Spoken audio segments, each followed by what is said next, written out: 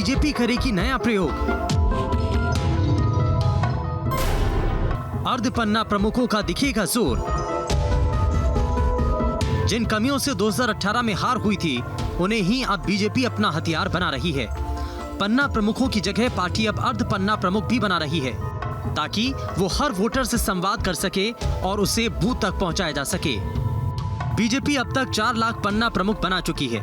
जिसके पास voter list का एक पन्ना, उसे पन्ना प्रमुख कहते हैं। हर पन्ने पर 5 पन्ना सदस्य होते हैं। पन्ना प्रमुख हितग्राहियों से संपर्क में रहते हैं, योजनाओं का प्रचार प्रसार करते हैं।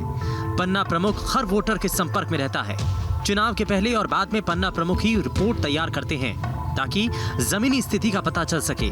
और माइक्रो लेवल पर जाने के लिए अब अर्ध पन्ना प्रमुखों की नियुक्ति हो रही है। दरअसल गुजरात में जीत के शिल्पकार पन्ना प्रमुख ही हैं, इसीलिए बीजेपी का सबसे ज्यादा ध्यान पन्ना प्रमुख बनाने और पन्ना समिति बनाने पर है। भारतीय जनता पार्टी समय काल परिस्थिति के अनुरूप काम करती है। मध्य प्रदेश में चुनावी वर्ष है और हमारा लक्ष्य बहुत स्पष्ट है, अब की बार 200 पार।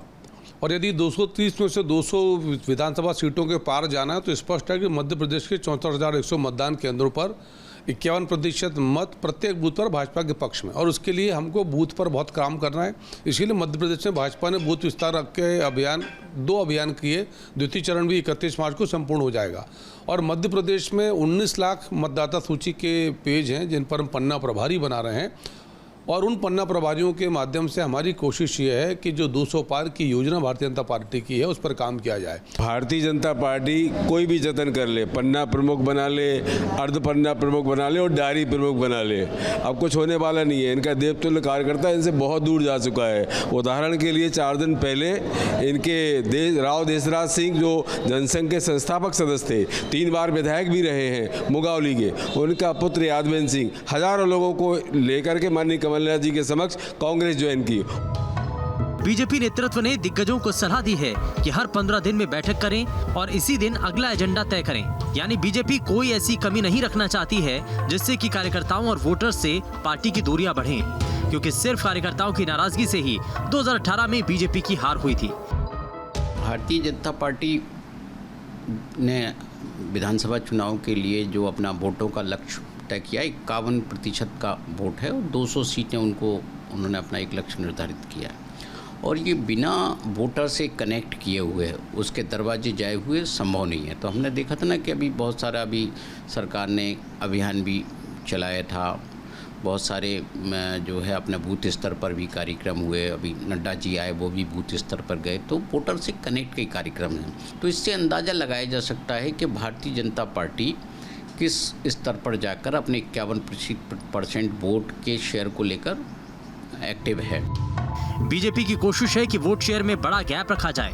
अब सवाल है कि आखिर वोट प्रतिशत बढ़ाने पर इतना जोर क्यों है। 2018 में वोट शेयर का बड़ा खेल दिखा था। ज्यादा वोट लाकर भी बीजेपी सत्ता से दूर हो गई थी, कम वोट लाकर कांग्रेस सत्ता में आ गई थी। 2013 के बाद से बीजेपी का वोट शेयर घट रहा है, कांग्रेस का वोट शेयर बढ़ रहा है। जब तक बड़ा गैप नहीं होगा तब तक बम्पर बहुमत मिलना मुश्किल है।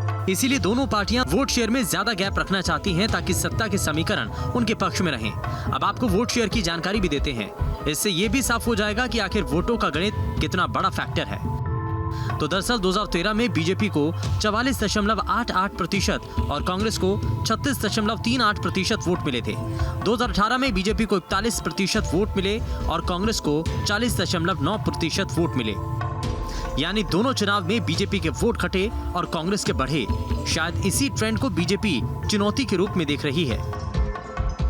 मध्य प्रदेश में भारतीय जनता पार्टी चुनावी रणनीति तैयार कर रही है और इसके लिए बीजेपी अब अर्ध पन्ना प्रमुखों की नियुक्ति करने जा रही है।